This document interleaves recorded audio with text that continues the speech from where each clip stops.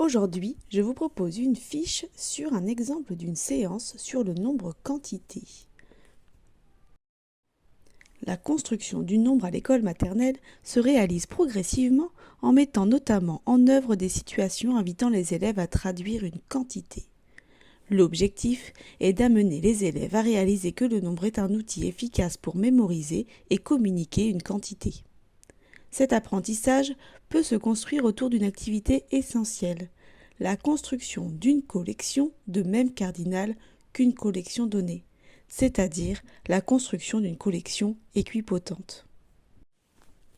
Pour le matériel, vous aurez besoin d'une collection constituée de figurines Playmobil et une collection de chapeaux. Les figurines sont disposées en constellation. Pour les chapeaux, ceux-ci sont en vrac dans un autre coin de la classe. L'objectif est de réaliser une collection équipotente à une autre en dénombrant par reconnaissance d'une configuration spatiale et par comptage. Un exemple de consigne possible est la suivante. Va chercher en un seul voyage juste ce qu'il faut de chapeaux pour que chaque personnage ait un chapeau, pas plus, pas moins. La première phase est la phase de découverte. Elle se passe en groupe classe. Le but est d'expliquer aux élèves la situation et montrer le matériel.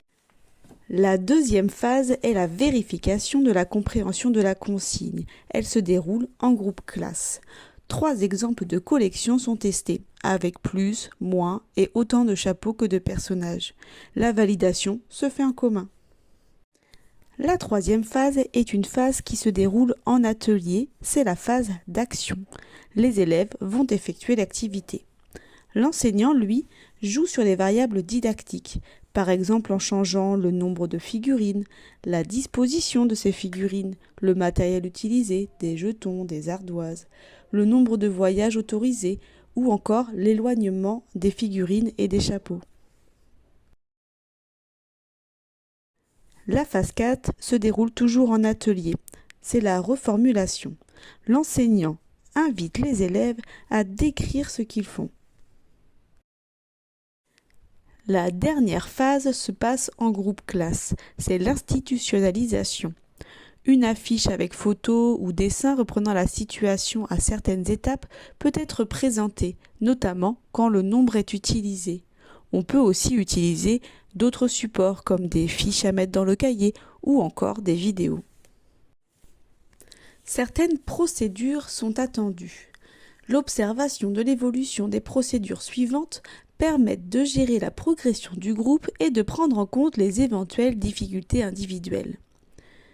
La correspondance terme à terme, la perception visuelle, la reconnaissance des constellations, la décomposition du nombre, le comptage un à un et le codage de la quantité par le mot nombre, l'écriture chiffrée ou une autre désignation du nombre. Voilà, on arrive à la fin de cette fiche sur la construction d'une collection équipotente, une étape essentielle dans la construction du nombre à l'école maternelle. On l'a vu, ces activités permettent aux enfants de comprendre qu'un nombre sert à évaluer une quantité, à mettre en correspondance deux collections et donc à donner du sens au comptage. L'important, c'est de varier le matériel, les consignes et les situations pour permettre à chaque élève d'évoluer dans ses stratégies jusqu'à comprendre que le nombre garde la mémoire de la quantité. Si cette fiche t'a aidé à y voir plus clair, n'hésite pas à laisser un petit pouce, à t'abonner à la chaîne pour ne pas manquer les prochaines vidéos et à partager autour de toi si tu prépares aussi le CRPE. Et je te dis à très vite pour une nouvelle fiche de révision.